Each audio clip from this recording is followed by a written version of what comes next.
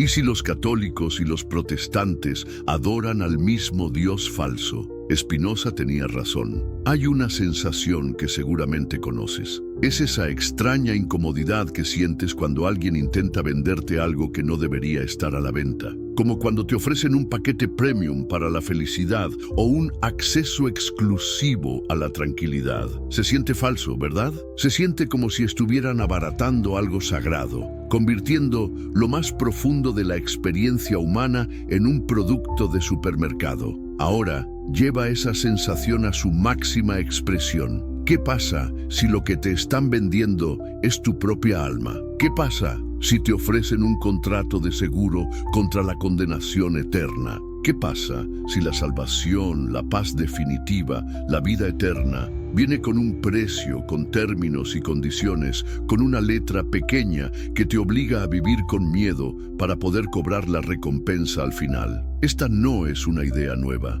Es de hecho una de las ideas más antiguas y poderosas del mundo. La noción de un mercado espiritual. Una balanza cósmica donde tus buenas obras, tus rezos, tu obediencia y hasta tu dinero pesan más que tus pecados. Un sistema donde la divinidad es un gran comerciante y nosotros somos clientes, esperando que nuestra inversión en esta vida nos pague dividendos en la próxima. Pero, ¿y si todo ese sistema fuera una mentira? No una mentira piadosa, sino la estafa más grande jamás contada. Una trampa diseñada para mantenernos dóciles, asustados y obedientes, luchando por nuestra propia esclavitud como si fuera el camino a la liberación. Antes de seguir, detente un segundo. Quiero que esto sea una conversación. Escribe en los comentarios desde qué país me estás viendo, qué ciudad y, por curiosidad, qué hora es para ti en este momento. Me fascina saber en qué rincón del mundo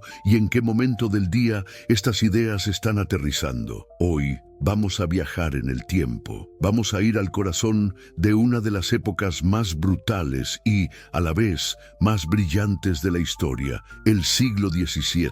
Y allí, en medio del caos, la guerra y la superstición, conoceremos a un hombre que se atrevió a demoler este mercado espiritual. Un hombre que fue castigado por ello de la forma más cruel posible. Un filósofo que nos mostró que la salvación no se compra, porque la salvación no es un premio que se recibe, es un estado que se conquista. Su nombre era Baruch Spinoza, y su historia cambia la forma en que entendemos a Dios, al universo y a nosotros mismos. Para entender la bomba que Spinoza arrojó sobre el mundo, primero tenemos que respirar el aire de su tiempo. Imagina la Europa del siglo XVII. No es la Europa de los cafés y los museos que conocemos hoy. Es un continente desgarrado por la guerra de los 30 años, un conflicto que empezó por motivos religiosos, ha dejado millones de muertos. Católicos y protestantes se han masacrado mutuamente en nombre del mismo Dios, cada uno convencido de que tenía el único boleto válido para el paraíso. La vida es corta, brutal e incierta. La plaga puede barrer una ciudad en semanas. La hambruna es una amenaza constante. La ciencia moderna apenas está naciendo, y para la mayoría de la gente, el mundo es un lugar misterioso y aterrador, gobernado por fuerzas invisibles. ¿Por qué se enfermó tu hijo? Fue un castigo divino. ¿Por qué se perdió la cosecha? Fue la obra del diablo. O quizás de esa anciana solitaria que vive al final del pueblo y a la que todos miran con recelo. En este mundo empapado de miedo, la religión no es una opción de estilo de vida, es el sistema operativo de la realidad, y este sistema operativo funciona con una lógica muy clara. La lógica de la transacción. Es un gigantesco supermercado de la fe. ¿Cómo funcionaba este mercado? Piénsalo. Desde el nacimiento hasta la muerte, cada etapa de tu vida estaba mediada por una transacción espiritual. Nacías con el pecado original, una deuda que no habías contraído, pero que tenías que empezar a pagar inmediatamente a través del bautismo. La Iglesia, ya fuera católica o protestante, en sus múltiples variantes, era el único banco autorizado para gestionar esta deuda. Las reglas eran claras. Si obedecías los dogmas, si asistías a los ritos, si confesabas tus pecados al intermediario correcto, si realizabas los actos de penitencia, estabas sumando puntos en tu cuenta celestial. Si eras generoso con la Iglesia, si donabas tierras, si pagabas el diezmo, tu inversión era aún más segura. La venta de indulgencias, aunque oficialmente criticada tras la reforma de Lutero, seguía viva en su espíritu. La idea de que acciones materiales podían tener un efecto directo en tu estado espiritual post-mortem. Y como en todo mercado, la publicidad se basaba en dos emociones primarias y universales: la esperanza y el miedo. Eran las dos caras de la misma moneda. Por un lado, te vendían la esperanza del cielo. Imagínalo a través de los ojos de un campesino del siglo XVII. Una promesa de descanso eterno, de paz, sin hambre, sin dolor. Un reencuentro con tus seres queridos en un paraíso de luz. ¿Quién no querría comprar eso, especialmente cuando tu vida en la tierra es un infierno de trabajo y sufrimiento? Pero para que la esperanza sea un producto valioso, necesita una contraparte aterradora. Y esa contraparte era el infierno. Y no cualquier infierno. El infierno del siglo XVII era una obra de arte del terror psicológico. Los sermones de los domingos, los panfletos que circulaban, las pinturas en las iglesias, todo estaba diseñado para grabar en tu mente las imágenes más espantosas de la condenación. Fuego eterno, torturas inimaginables a manos de demonios grotescos, una separación infinita de Dios, un sufrimiento sin fin, consciente y desesperado. El miedo a este destino era la fuerza que mantenía a la gente en la fila, dispuesta a pagar cualquier precio. En este sistema, la figura del sacerdote, del pastor, del clérigo era absolutamente crucial. No era solo un guía espiritual, era el corredor de bolsa, el intermediario indispensable. Él conocía las reglas del mercado. Él tenía la autoridad para validar tus pagos, para perdonar tus deudas en nombre de Dios. Sin él, estabas perdido. Esta dependencia le otorgaba un poder inmenso, no solo espiritual, sino también social y político. Controlar la salvación de la gente era controlar a la gente misma, y así, millones de personas vivían sus vidas atrapadas en esta ilusión de control. La idea de que, si seguían las reglas, si hacían los sacrificios correctos, podían negociar con el universo, podían asegurarse un final feliz. Era una superstición a gran escala, un intento desesperado de encontrar certeza en un mundo incierto. Y en medio de todo esto, en la próspera y relativamente tolerante ciudad de Ámsterdam, nació Baruch de Spinoza en 1632. Su familia eran judíos portugueses que habían huido de la Inquisición.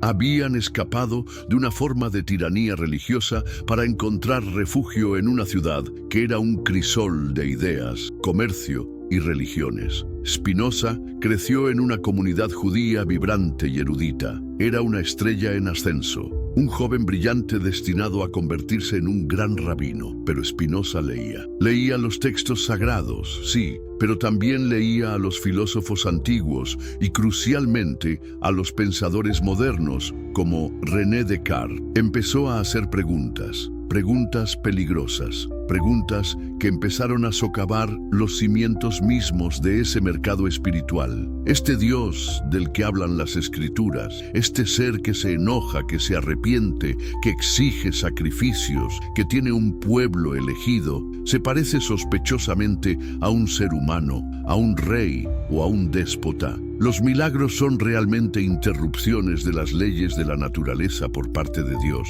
o son simplemente eventos cuyas causas naturales aún no comprendemos. El alma es realmente inmortal en el sentido de una conciencia personal que sobrevive a la muerte, o es algo diferente. Estas preguntas no se quedaron en su cabeza, las discutía, las exploraba, y las paredes de la sinagoga empezaron a temblar. La comunidad judía de Ámsterdam estaba en una posición precaria. Eran tolerados, pero no eran iguales. Su supervivencia dependía de no causar problemas, de mantener un perfil bajo. Y este joven brillante, con sus ideas radicales, era una amenaza existencial. Si las autoridades cristianas calvinistas de la ciudad oían que en la sinagoga se estaban gestando ideas tan heréticas, la tolerancia podría desaparecer de la noche a la mañana. Intentaron silenciarlo. Le ofrecieron dinero, una pensión anual de 1000 florines, una fortuna en esa época,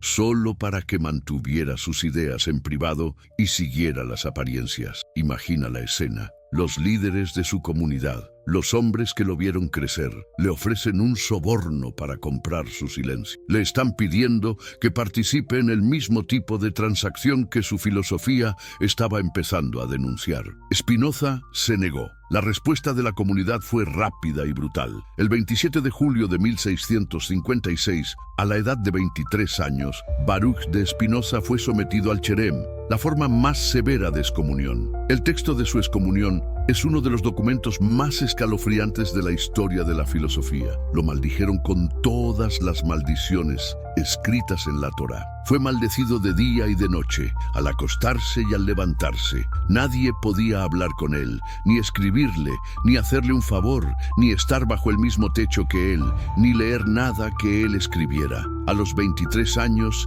Spinoza se convirtió en un paria. Su familia lo rechazó. Su comunidad lo borró de su historia. Estaba completamente solo en el mundo. ¿Por qué una reacción tan violenta? Porque Spinoza no estaba simplemente cuestionando un dogma o dos, estaba atacando al cajero del supermercado espiritual, estaba declarando que el Dios con el que todos creían estar negociando simplemente no existía. Y al hacer eso, estaba dinamitando el sistema de control social más poderoso de su tiempo. Expulsado y solo, Spinoza se dedicó a pulir lentes, un oficio humilde que le daba independencia económica y le permitía dedicar su tiempo a su verdadera pasión: construir un sistema filosófico que liberara a la humanidad de las cadenas del miedo y la superstición. Y la primera cadena que tenía que romper era la imagen misma de Dios. Si estás en tu celular ahora mismo y algo de esto está resonando contigo, solo toca la pantalla varias veces. No es un like, no es un comentario, pero por alguna razón el algoritmo lo interpreta como que el contenido es valioso y lo muestra a más personas. Es un pequeño gesto que ayuda a que estas ideas viajen más lejos. Gracias.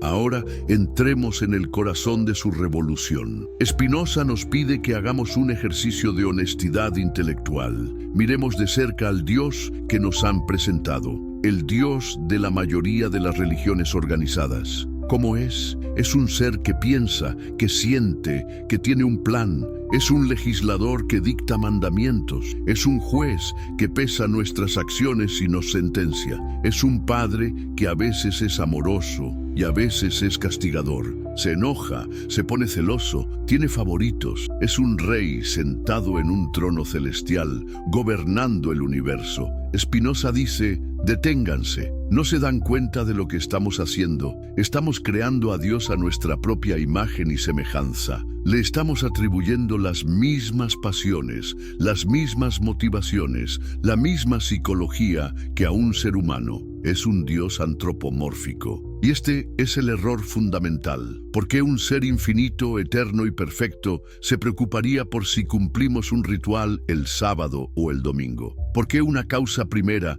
de todo lo que existe necesitaría nuestra adoración? ¿Cómo podría un ser que es todo sentir celos o ira, que son emociones que surgen de la carencia o la inseguridad? Este Dios Rey es la base del mercado espiritual, porque solo se puede negociar con un ser que tiene deseos, que puede ser persuadido, que puede cambiar de opinión. Solo puedes comprarle la salvación a un Dios que actúa como un comerciante. Spinoza propone una idea tan radical, tan alucinante, que incluso hoy nos cuesta comprenderla. Su famosa frase es Deus sive natura, Dios, o sea, la naturaleza. Analicemos esto con calma, porque aquí se derrumba todo el edificio. Para Spinoza, Dios no es el creador de la naturaleza. Dios es la naturaleza. No es un titiritero que mueve los hilos del universo desde afuera. Es el universo mismo en su totalidad. Dios es la suma de todo lo que existe, tanto lo visible como lo invisible. es la sustancia infinita de la cual todo lo demás son simplemente modos o manifestaciones. Piensa en el océano. Las olas no son algo separado del océano, son el océano mismo manifestándose de una forma particular. De la misma manera, una roca, un árbol, tu cuerpo, tus pensamientos, el movimiento de los planetas, todo es una manifestación de la misma y única sustancia, Dios, naturaleza. No hay nada fuera de Dios, porque Dios es todo, y este Dios, naturaleza, no opera por capricho o voluntad. Opera según leyes eternas, inmutables y necesarias. Las leyes de la física, de la química, de la biología, y también las leyes que gobiernan nuestros pensamientos y emociones. Todo en el universo, desde la órbita de Júpiter hasta el ataque de ansiedad que sientes antes de una presentación, ocurre por una cadena necesaria de causas y efectos. Nada es accidental, nada es un capricho divino. ¿Qué significa esto en la práctica? Significa, primero, la muerte de los milagros. Un milagro para Spinoza sería que la naturaleza violara sus propias leyes. Sería como si Dios hiciera trampa contra sí mismo. Es una contradicción lógica, un absurdo. Cuando leemos sobre un milagro, dice Spinoza, no estamos viendo la mano de Dios, estamos viendo el límite de nuestra comprensión de las causas naturales. Para una tribu que nunca ha visto un avión,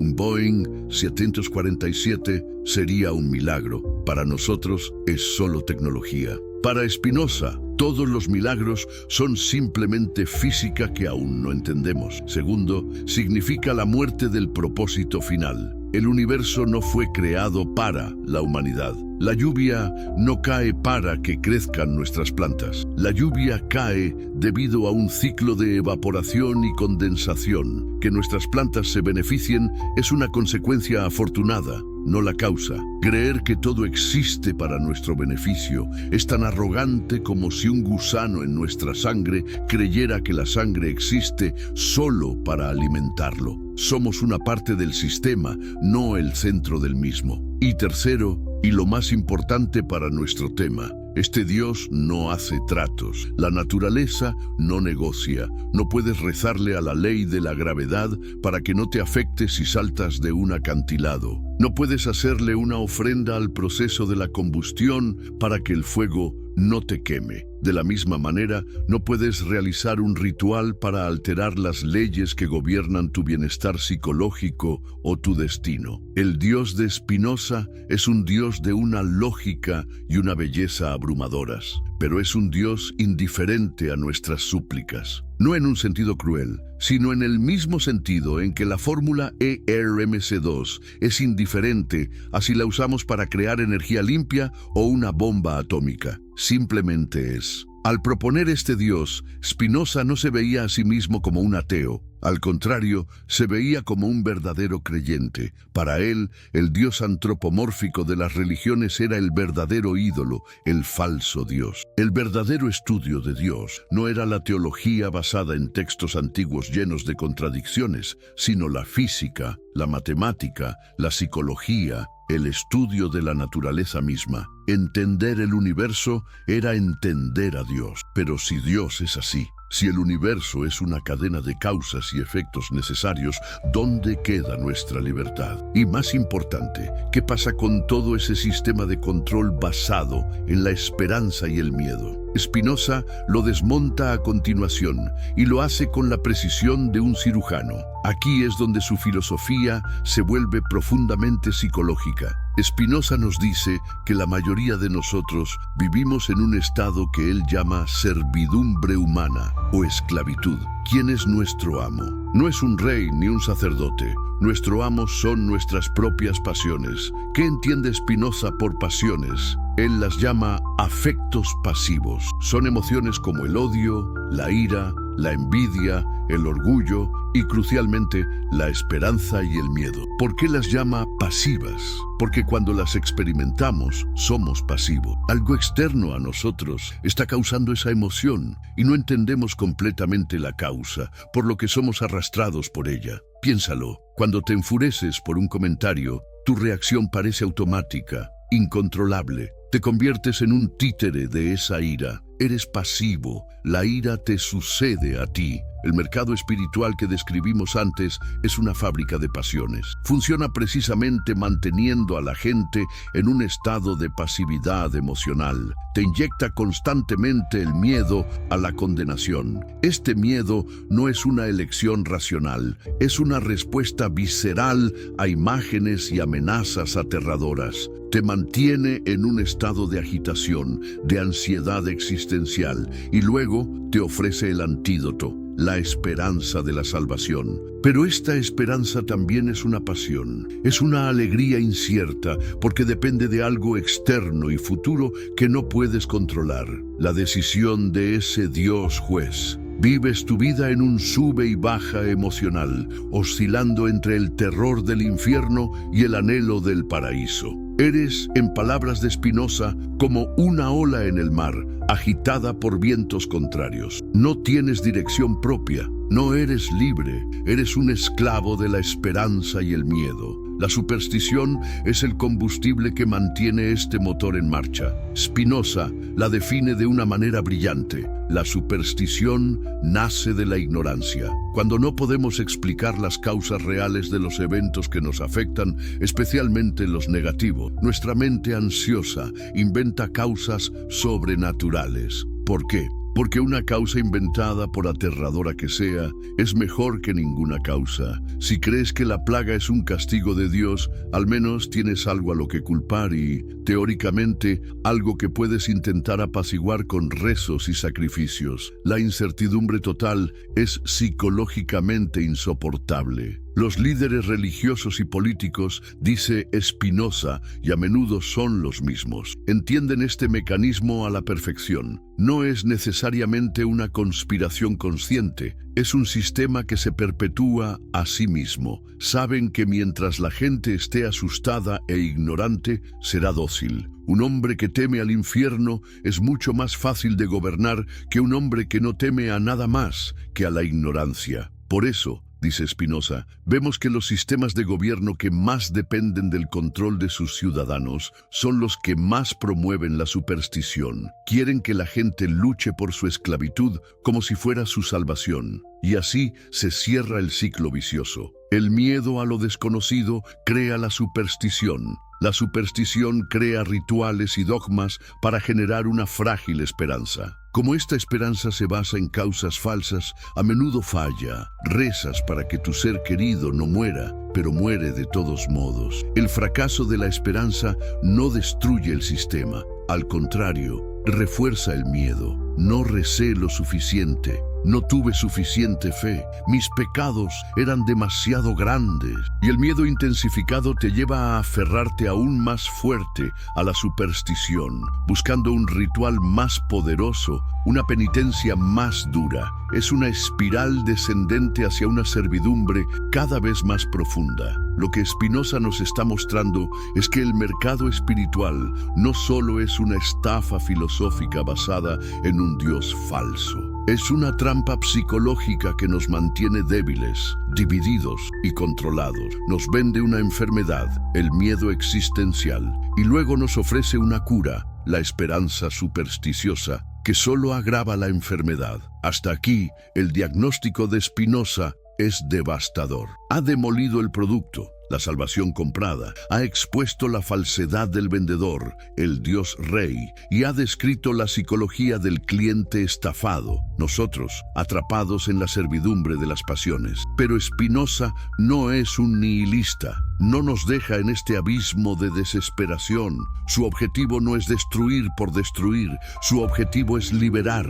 Y si ha desmontado el falso camino a la salvación, es porque quiere mostrarnos el verdadero. Un camino que no requiere intermediarios, ni dogmas, ni miedo. Un camino que depende únicamente de la herramienta más poderosa que poseemos, nuestra capacidad de entender. Y ese, el camino de la razón hacia la verdadera libertad, es el siguiente paso en este viaje. Si has llegado hasta aquí, es porque hay algo en ti que se niega a aceptar las respuestas fáciles. Hay una sed de verdad. Comparte este video con un amigo, no con cualquiera, sino con esa persona que sabes que también se hace estas preguntas. Esa persona que intuyes que está lista para escuchar que hay otra forma de ver el mundo. Ayúdala a encontrar esta herramienta, porque la libertad, como veremos, es un proyecto que se construye mejor en compañía. Y entonces nos quedamos aquí, en el umbral de la desolación. Hemos visto el gran mercado de la fe, con sus intermediarios y su moneda de miedo y esperanza. Hemos visto al Dios Rey, ese juez y comerciante cósmico, ser destronado y reemplazado por la inmensa, indiferente y perfecta totalidad de la naturaleza. Y nos hemos visto a nosotros mismos, no como almas libres eligiendo su destino, sino como esclavos sacudidos por las olas de pasiones que no comprendemos y que nos son impuestas desde fuera. Es un panorama sombrío, ¿no es así? Parece que Spinoza, al demoler nuestra prisión, nos ha dejado a la intemperie en un universo frío y sin propósito. Si no hay un plan divino, si no hay recompensa final, si Dios no escucha nuestras plegarias, ¿cuál es el sentido de todo? ¿Qué nos queda? Pero Spinoza no es un profeta de la oscuridad, es todo lo contrario. Es un guía hacia la luz, pero no una luz externa que nos es concedida, sino una luz que se enciende desde adentro. Él demolió la prisión de la superstición con un solo propósito: mostrarnos que nunca necesitamos estar en una prisión, que la libertad, la verdadera salvación y una alegría más profunda y estable de lo que cualquier paraíso prometido podría ofrecer ya está a nuestro alcance. Su diagnóstico fue brutal, sí, pero fue el primer paso necesario de la cura. Tienes que saber que estás enfermo antes de poder buscar la sanación. Y ahora que hemos visto la enfermedad de nuestra servidumbre, Spinoza nos ofrece la medicina. Y esta medicina no es un dogma, no es un nuevo ritual, no es otro libro sagrado. Es una facultad que todos poseemos, aunque a menudo la dejemos dormir. Es la herramienta más poderosa del universo, la llave que abre todas las cerraduras, la razón. Antes de sumergirnos en esto, veo que muchos comentaron en la primera parte y es increíble leerlos desde México, Argentina, Chile, Colombia, España, Estados Unidos. Es una locura pensar en todas las mentes conectadas en este preciso instante. Si acabas de llegar, o si no lo hiciste antes, déjame saber en qué parte del mundo estás y qué hora es para ti. Creemos un mapa de esta búsqueda. Ahora, la razón. Cuando escuchamos esa palabra, a menudo pensamos en algo frío, calculador, sin emociones. Pensamos en un científico con una bata blanca o en un matemático llenando una pizarra de ecuaciones. Y en parte, esa imagen no es errónea. De hecho, para entender el poder que Spinoza le otorga a la razón, tenemos que volver a sumergirnos en la historia,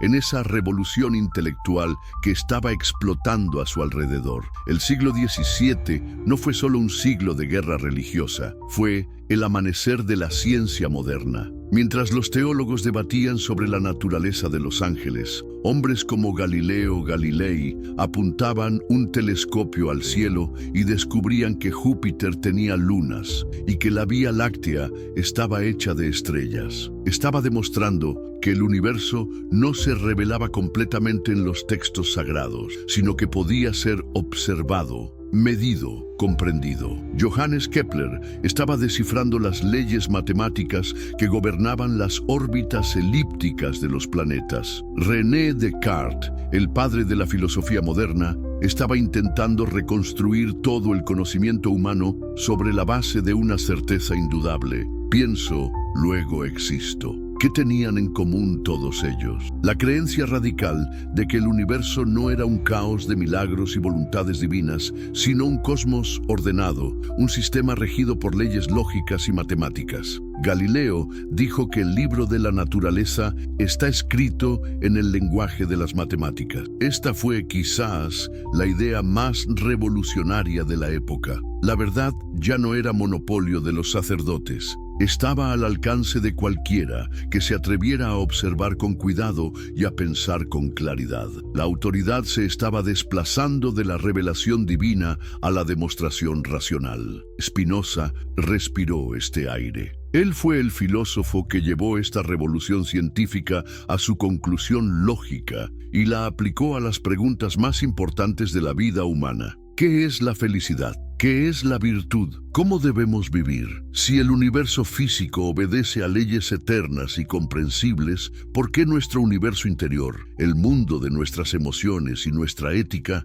debería ser diferente? Por eso su obra maestra se llama Ética demostrada según el orden geométrico. No usó el método geométrico con axiomas, proposiciones y demostraciones para hacer su libro más difícil. Al contrario, lo hizo para darle a la ética la misma certeza y claridad que la geometría de Euclides. Quería demostrar que la afirmación «el odio es destructivo» podía ser tan cierta e innegable como que la suma de los ángulos de un triángulo es 180 grados. Quería crear un manual de instrucciones para el alma humana, basado no en mandamientos divinos, sino en la lógica inherente de la propia existencia. Entonces, ¿qué es la razón para Spinoza en este contexto? No es solo la capacidad de hacer cálculos, es la capacidad de comprender las conexiones. Es ver el mundo no como una serie de eventos aislados, sino como una inmensa y única red de causas y efectos. Recordarás que nuestras pasiones, el miedo, la ira, la esperanza, nos esclavizan porque surgen de causas externas que no comprendemos. Somos pasivos ante ellas. La razón es la herramienta activa que nos permite investigar esa cadena de causas.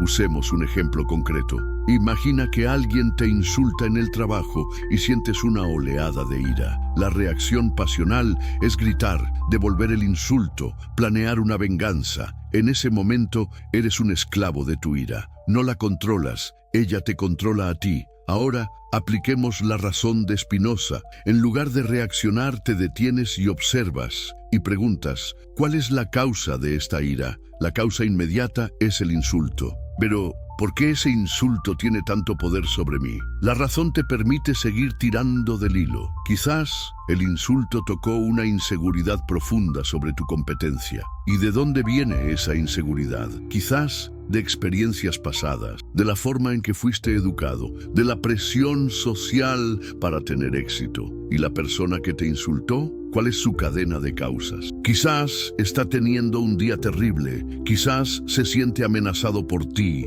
quizás está repitiendo un patrón de comportamiento que aprendió en su propia vida. Al hacer este análisis, algo mágico sucede. La ira no desaparece instantáneamente, pero pierde su poder absoluto. Deja de ser una fuerza mística y abrumadora y se convierte en lo que es, un efecto dentro de una larga cadena de causas. La has rodeado con el entendimiento, la has iluminado con la luz de la razón, y en el momento en que comprendes adecuadamente una emoción, dice Spinoza, deja de ser una pasión. Aquí ocurre la transformación crucial. Pasamos de ser pasivos a ser activos. Una pasión es algo que nos sucede. Una acción es algo que fluye de nuestra propia naturaleza, de nuestro entendimiento. Cuando solo sientes ira, eres el efecto de una causa externa. Cuando entiendes la ira, sus orígenes, su contexto, tu respuesta ya no es una reacción ciega. Tu respuesta fluye de tu comprensión. Puedes elegir cómo actuar,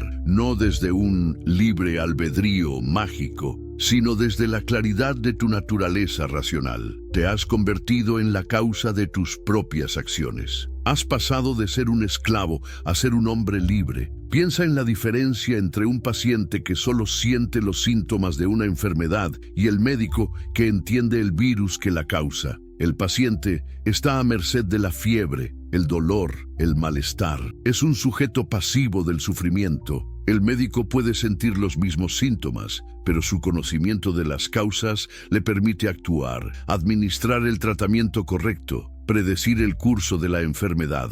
Su conocimiento le da poder. Para Spinoza, la razón es la medicina del alma. Nos convierte de pacientes de nuestras pasiones en médicos de nosotros mismos. Este es el verdadero poder. No es el poder de cambiar el mundo a nuestro antojo, es el poder de entendernos a nosotros mismos y nuestro lugar en el mundo. Y esta comprensión, esta vida guiada por la razón, es el único camino hacia lo que Spinoza llama beatitudo, la beatitud. Antes de desempacar esa palabra que es el corazón de su promesa, si estás en tu celular y sientes que esto te está abriendo la mente, hazme un favor personal. Toca la pantalla varias veces, como si aplaudieras en silencio. Es un gesto simple, pero le dice al misterioso algoritmo que aquí está ocurriendo algo importante y ayuda a que este mapa hacia la libertad llegue a otras personas que lo están buscando. Te lo agradezco de corazón.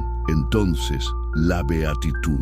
¿Qué es esta salvación de la que habla Spinoza? Primero, tenemos que borrar de nuestra mente la imagen tradicional. La salvación en el mercado espiritual es un destino, es un lugar, el cielo, al que vas después de la muerte como recompensa por haber sido bueno. O es un estado, el nirvana, que alcanzas después de extinguir todo deseo. Siempre es algo futuro, algo que se obtiene como premio por un esfuerzo presente. Spinoza dice que esto es un error de categoría fundamental. Es como decirle a alguien que el premio por aprender a nadar es no ahogarse. No, el acto mismo de saber nadar es la recompensa. Te da libertad, seguridad y disfrute en el agua. Así es la beatitud. Spinoza lo dice en una de las frases más revolucionarias de toda la filosofía. La beatitud no es el premio de la virtud, sino la virtud misma. Vamos a leer eso de nuevo, lentamente.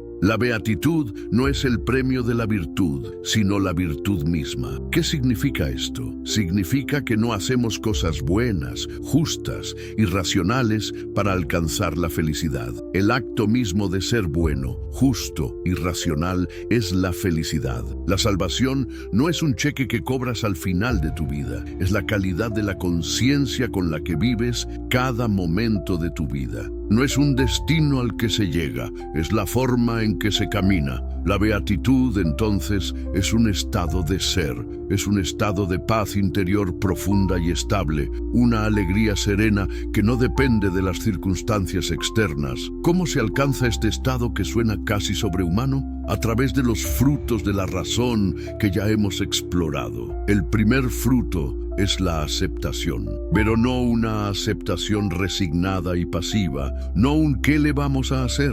Es una aceptación activa y jubilosa que nace de la comprensión. Si Dios es la naturaleza y la naturaleza opera según leyes necesarias, entonces todo lo que sucede, absolutamente todo, desde la formación de una galaxia hasta el hecho de que hoy te hayas tropezado en la calle, es una consecuencia necesaria de la infinita cadena de causas y efectos. No podría haber sido de otra manera. Esto es increíblemente difícil de aceptar para nuestro ego. Nuestro ego quiere creer que las cosas podrían haber sido diferentes, si tan solo hubiera tomado esa otra decisión. Si esa persona no me hubiera hecho aquello, pasamos una cantidad enorme de nuestra energía vital luchando contra la realidad, lamentando el pasado y temiendo el futuro. Sufrimos, no por los eventos en sí, sino por nuestra resistencia a ellos. La razón nos libera de esta lucha inútil.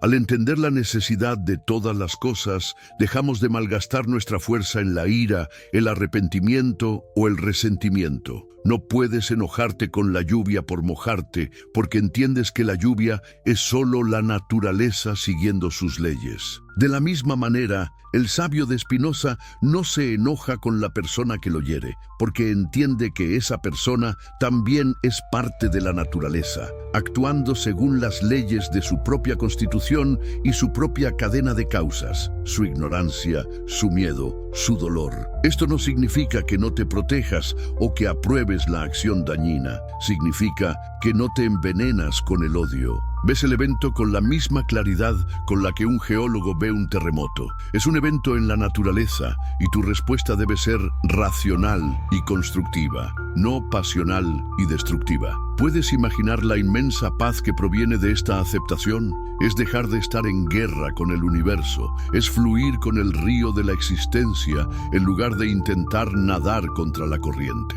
Esta es una parte fundamental de la beatitud. El segundo fruto es la redefinición de la libertad. Como vimos, para Spinoza, el libre albedrío, la idea de que en un mismo momento podrías haber elegido A o B, es una ilusión. Es simplemente ignorancia de las causas que te determinaron a elegir A. Entonces, ¿no somos libres? Sí, lo somos, pero la libertad no es la ausencia de necesidad. La libertad es la autodeterminación. Un ejemplo, una piedra que cae de un acantilado no es libre, porque es determinada puramente por causas externas, la gravedad, el viento. Ahora piensa en un ser humano. Cuando actúas movido por una pasión como la ira, eres como esa piedra. Una causa externa, el insulto, te determina a actuar de una manera que quizás ni siquiera es buena para ti. No eres libre, pero cuando actúas guiado por la razón, cuando tu acción fluye de tu comprensión clara de lo que es bueno para tu naturaleza,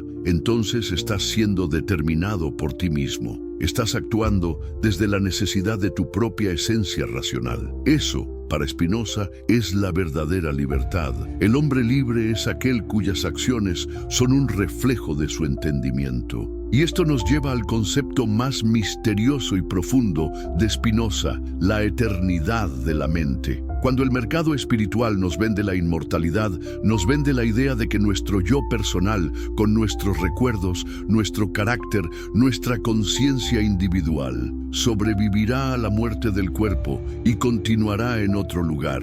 Spinoza rechaza esto como una fantasía consoladora. Sin embargo, él afirma que sentimos y experimentamos que somos eternos. ¿Cómo es posible? Él argumenta que nuestra mente tiene dos partes. Una parte está ligada al cuerpo, las imaginaciones, los recuerdos, las pasiones. Esta parte perece con el cuerpo. Pero hay otra parte, la parte que él llama el intelecto. Esta es la parte de la mente que comprende las cosas que son eternas, las verdades de la lógica y las matemáticas y, sobre todo, las leyes necesarias de Dios, naturaleza. Cuando tú comprendes, por ejemplo, el teorema de Pitágoras, no estás comprendiendo algo que es verdad hoy en Ámsterdam y falso mañana en Buenos Aires. Estás comprendiendo una verdad eterna y universal. En ese momento de comprensión, tu mente está participando de la eternidad. Tu intelecto está conectado con una verdad que no depende del tiempo ni del espacio. La beatitud consiste en identificar nuestra esencia con esta parte eterna de nosotros mismos. Cuanto más vivimos según la razón, cuanto más comprendemos el mundo, subspecie a eternitatis, bajo la perspectiva de la eternidad, más habita nuestra mente en este plano eterno. No es que tú, como individuo, vayas a vivir para siempre. Es que la esencia de tu ser, que es el entendimiento, se une y forma parte del infinito intelecto de Dios, naturaleza. Es como una gota de agua que al comprender su naturaleza acuática, se da cuenta de que no es solo una gota, sino una parte del océano. La gota desaparece, pero su esencia se une a la inmensidad. Es una idea vertiginosa. Pero para Spinoza, esta es la única inmortalidad que vale la pena, una inmortalidad no personal, sino universal. Y en la cima de esta montaña, en la culminación de este viaje de la razón hacia la beatitud, se encuentra el concepto más sublime y quizás más hermoso de toda la filosofía occidental. Spinoza lo llama el amor Dei intellectualis, el amor intelectual de Dios. Esta es la cumbre, el estado final al que aspira el sabio. ¿Pero qué es este amor? De nuevo, debemos despojarnos de todas nuestras ideas preconcebidas. No es el amor pasional, necesitado y a menudo egoísta que sentimos en nuestras vidas. No es la emoción que te hace sentir mariposas en el estómago. El amor intelectual de Dios es un estado cognitivo y afectivo. Es la alegría que brota de la comprensión. Imagina a un científico que ha pasado 30 años trabajando en un problema y de repente, en un destello de intuición, todas las piezas encajan y comprende la ley fundamental que gobierna su campo de estudio. En ese momento, siente una oleada de alegría, de asombro, de profunda satisfacción. no es una alegría por haber ganado un premio. Es la alegría pura del entendimiento. Ahora toma esa sensación y multiplícala por infinito. El amor intelectual de Dios es la alegría que experimenta la mente cuando comprende su lugar dentro del orden necesario y perfecto de Dios, naturaleza. Es ver la infinita red de causas y efectos, no como una jaula, sino como una danza de una belleza y una lógica sobrecogedoras, y reconocerse a uno mismo como una nota necesaria en esa sinfonía cósmica. Es un sentimiento de unión total con el todo, una profunda serenidad que nace no de la fe ciega, sino de la más clara y distinta de las comprensiones. Y aquí, Spinoza escribe la que podría ser la frase más desinteresada y liberadora de todas. Después de describir este amor, añade: quien ama a Dios no puede esforzarse para que Dios lo ame a cambio. Detengámonos aquí. Esto es la aniquilación final y definitiva de todo el mercado espiritual. Todo el sistema religioso se basa en la idea de amar a Dios para que Él te ame, te recompense, te salve. Es una relación transaccional. Spinoza la pulveriza. Porque es absurdo querer que Dios, naturaleza, te ame a cambio. Porque sería como si una ola quisiera que el océano la amara. Sería como si un teorema matemático quisiera que las matemáticas lo felicitaran. Es una petición sin sentido. Dios, naturaleza, no es una persona que pueda amar u odiar. Simplemente es. El amor no es algo que recibimos de Dios. El amor es la propia actividad de entender a Dios. La recompensa del amor es el amor mismo. La alegría de entender es la recompensa de entender. No hay nada más que buscar. Este amor, además, es una alegría activa. Recuerda que para Spinoza, la alegría es la transición a un estado de mayor perfección, a una mayor potencia de actuar. El amor intelectual de Dios es la alegría más alta posible y por lo tanto nos llena de la mayor potencia. Lejos de ser un estado pasivo de contemplación, es el estado más activo y empoderado que un ser humano puede alcanzar. Es el combustible que impulsa al sabio a seguir entendiendo, a seguir actuando racionalmente, a seguir viviendo en un estado de virtud y libertad. Hemos viajado desde la razón como herramienta, a través de la beatitud como estado, hasta el amor intelectual de Dios como la experiencia culminante. Este es el camino de Spinoza, un camino que se recorre aquí y ahora, no en una vida futura. Una salvación que no se recibe de un poder externo, sino que se construye desde dentro a través del arduo y gozoso trabajo del entendimiento. Es una espiritualidad sin superstición, una fe sin dogmas, un amor sin condiciones. Hemos pasado de la oscuridad de la servidumbre a la deslumbrante luz del entendimiento. Pero, ¿cómo se traduce esto en el día a día?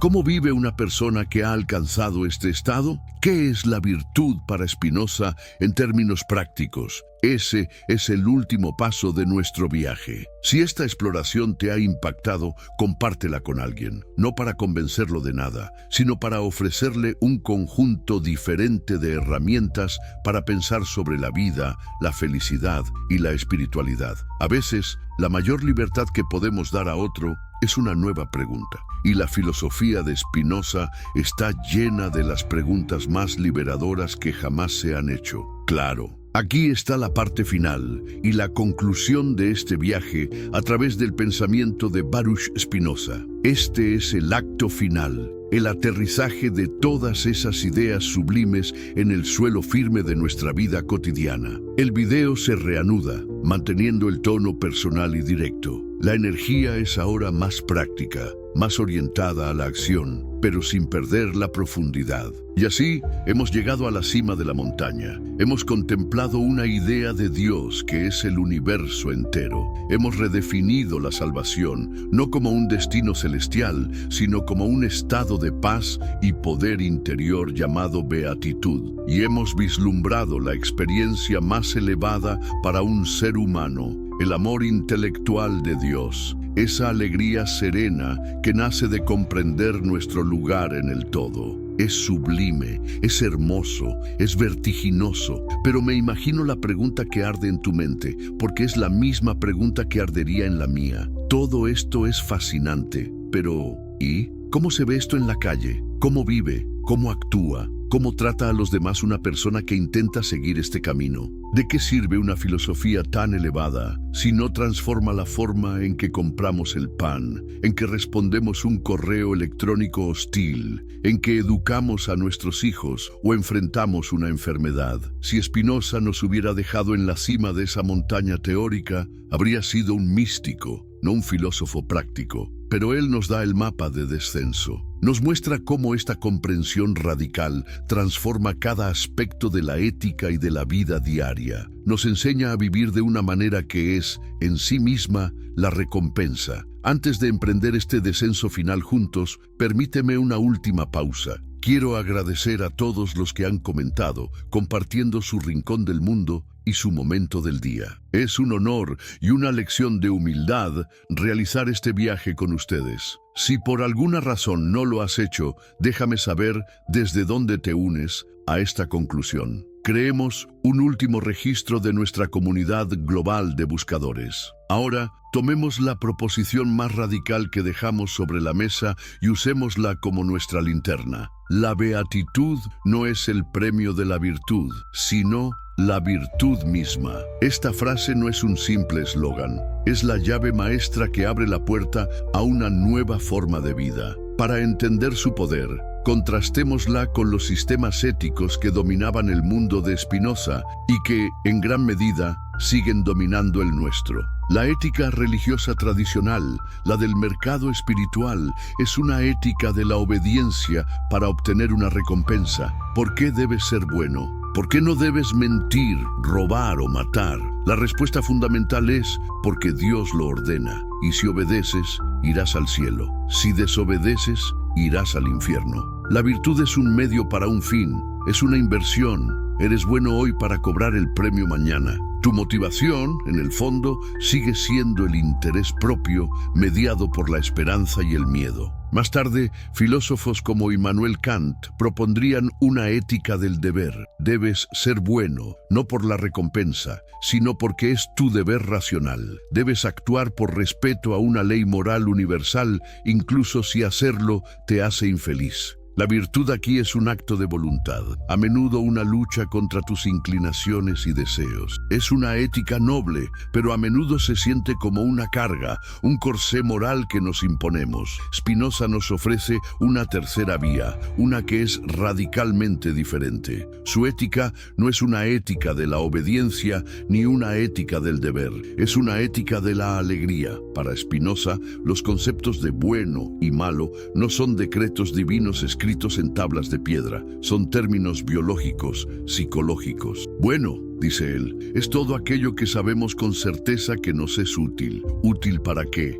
Útil para aumentar nuestra potencia de actuar, útil para perseverar en nuestro ser. En resumen, bueno es lo que aumenta nuestra alegría, y malo es todo aquello que disminuye nuestra potencia de actuar, todo lo que nos trae tristeza. Cuidado aquí. Por alegría y tristeza, Spinoza no se refiere a los placeres y dolores pasajeros. La tristeza, tristitia, es cualquier pasión que reduce nuestro poder. El odio, el miedo, la envidia, la desesperación, la alegría, la etitia, es la emoción activa que sentimos cuando nuestro poder aumenta. Es el sentimiento de vitalidad, de crecimiento, de autoexpresión. ¿Ves lo que esto significa? La moralidad deja de ser un conjunto de reglas externas y se convierte en una ciencia de la salud del alma. ¿Por qué es malo odiar? No porque un mandamiento lo prohíba. Es malo porque el odio es un veneno. Consume tu energía, te aísla,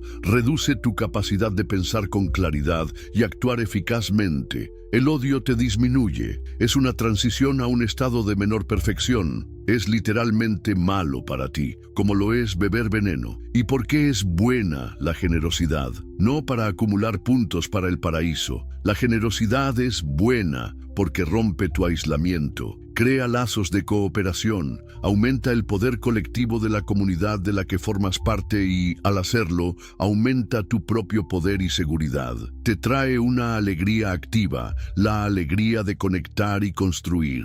Te expande. El hombre sabio de Spinoza, el hombre libre, no se pregunta ¿qué me ordena Dios? Tampoco se pregunta ¿cuál es mi deber? Se pregunta ¿qué acción aumentará mi potencia y la de los que me rodean? ¿Qué acción es una expresión de fortaleza y alegría y no de debilidad y tristeza? La virtud, entonces, ya no es un sacrificio. Es la forma más inteligente de egoísmo. Un egoísmo ilustrado que entiende que su propio bienestar está intrínsecamente ligado al bienestar de los demás y al conocimiento del mundo. Ser valiente no es bueno porque te ganarás una medalla. Es bueno porque el miedo es una pasión que te paraliza y disminuye. La valentía, entendida como la capacidad de actuar racionalmente a pesar del miedo, es un aumento de poder. Es alegría. Piensa en un músico virtuoso. ¿Practica 8 horas al día porque es su deber o por miedo a ser castigado? No. Practica porque el acto mismo de tocar, de dominar su instrumento, de expresar la música, es su mayor fuente de alegría y realización.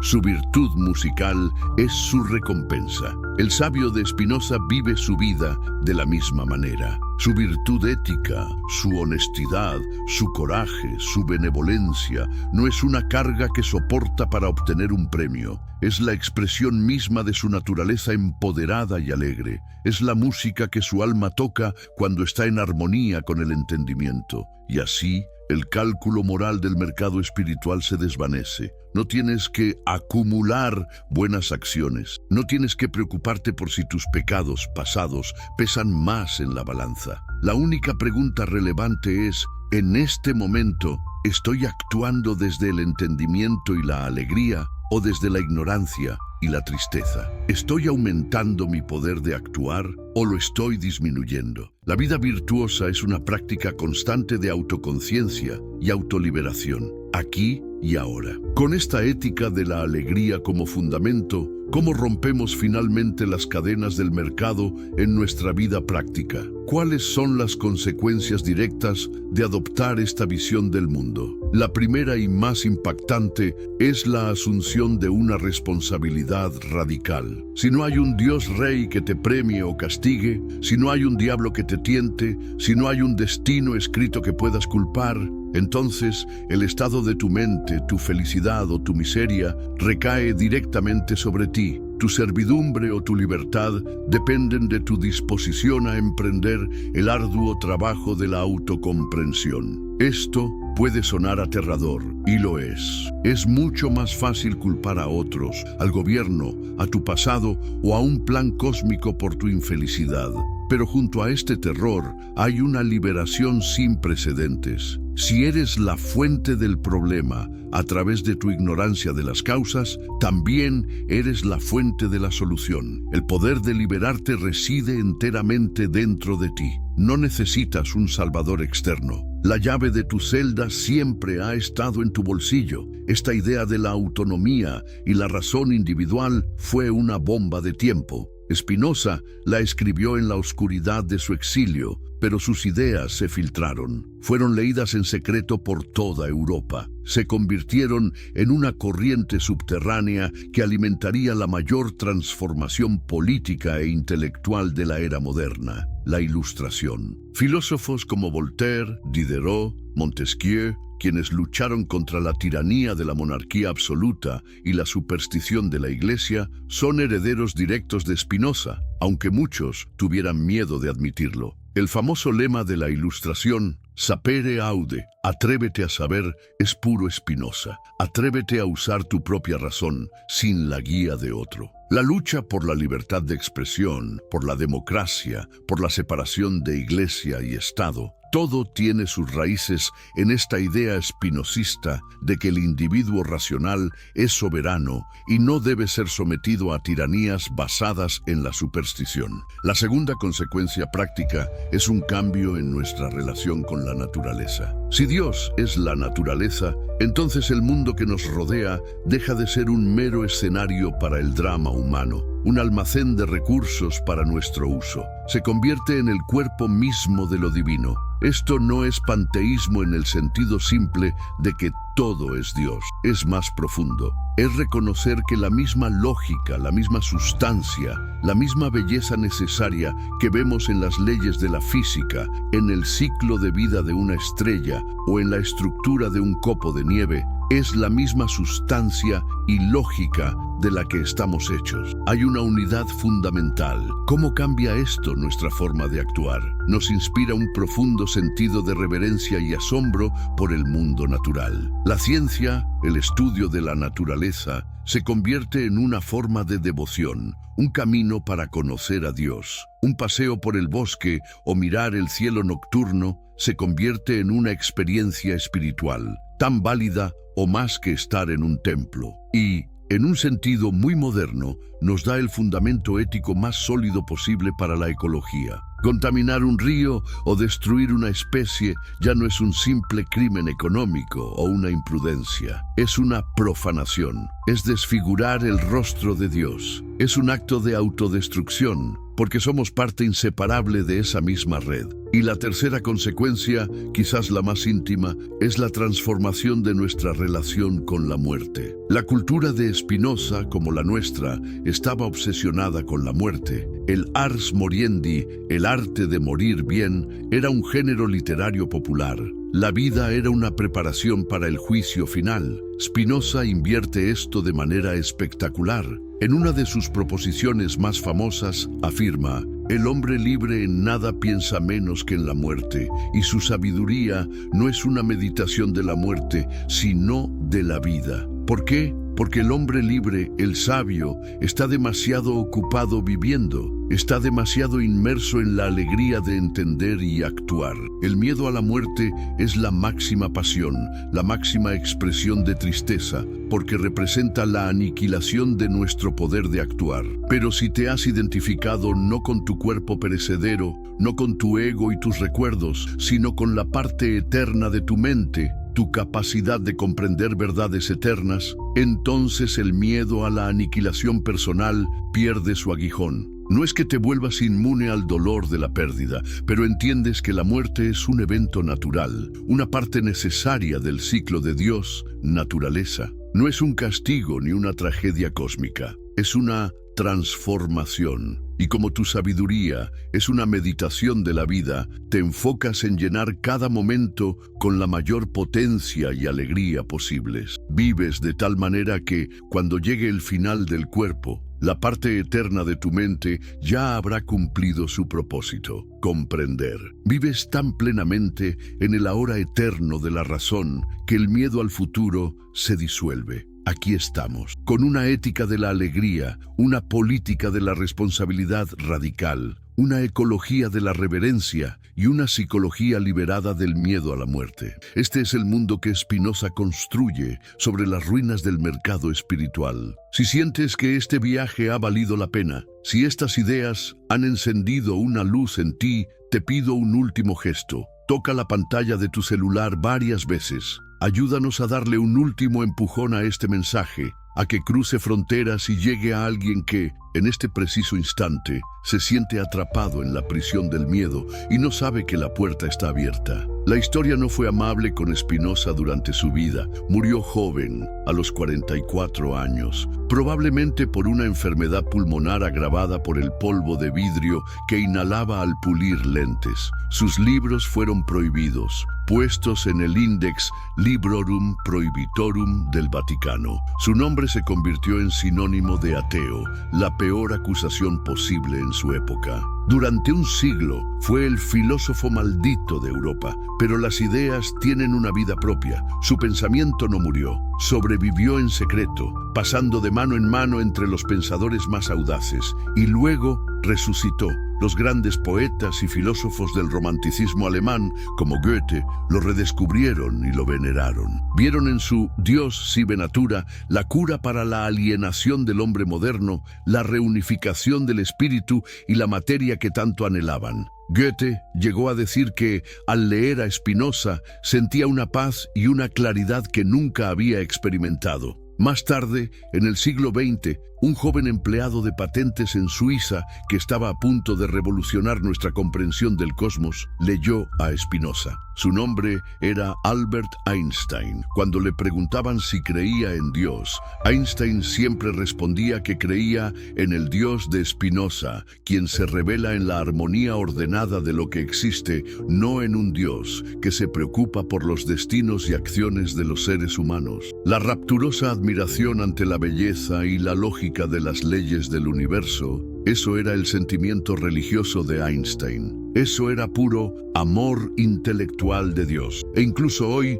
en el siglo XXI, Spinoza está más vivo que nunca. Neurocientíficos que exploran la conciencia, como Antonio Damasio, ven en las ideas de Spinoza sobre la unidad de la mente y el cuerpo y el papel de las emociones en la razón, una asombrosa anticipación de los descubrimientos modernos. Psicólogos que trabajan en terapias basadas en la aceptación y la comprensión de las emociones están, sepan o no, caminando por una senda espinosista. El hereje de Ámsterdam, el solitario pulidor de lentes, resultó ser uno de los arquitectos silenciosos de nuestro mundo moderno. Nos legó una filosofía para adultos, una filosofía que no nos ofrece consuelos fáciles ni niñeras cósmicas. Nos exige coraje, nos exige honestidad intelectual, nos exige el trabajo de crecer. Conclusión. Hemos hecho un largo viaje juntos. Empezamos en un oscuro mercado, donde almas asustadas intentaban comprar su salvación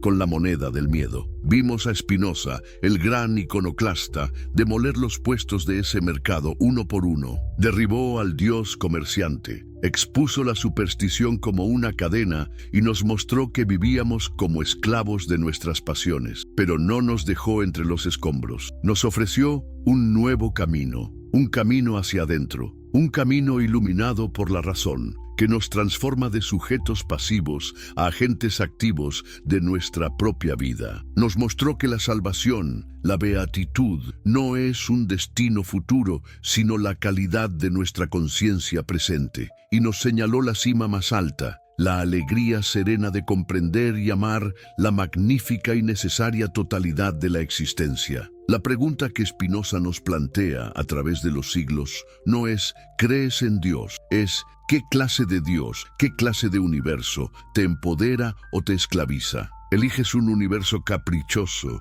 gobernado por un déspota al que debes apaciguar? ¿O eliges un universo de una lógica y una belleza perfectas, del cual eres una parte intrínseca y necesaria? Spinoza no fundó una religión. No nos pidió que tuviéramos fe en sus palabras. Nos ofreció algo mucho más valioso, una lente recién pulida para que viéramos el mundo y a nosotros mismos con una claridad sin precedentes. Nos enseñó que la verdad no se recibe, se descubre, y que la libertad no es un regalo, es una conquista. La verdadera realidad, la que Spinoza nos invita a habitar, es que el poder de forjar una vida de serenidad, alegría y propósito no está en manos de un dios, un sacerdote o un gurú. Siempre ha estado y siempre estará en las tuyas. Gracias por caminar este sendero conmigo. Si estas ideas han resonado, comparte esta llave. Compártela con un amigo que esté buscando, que esté cuestionando, que esté listo para escuchar que la puerta de la prisión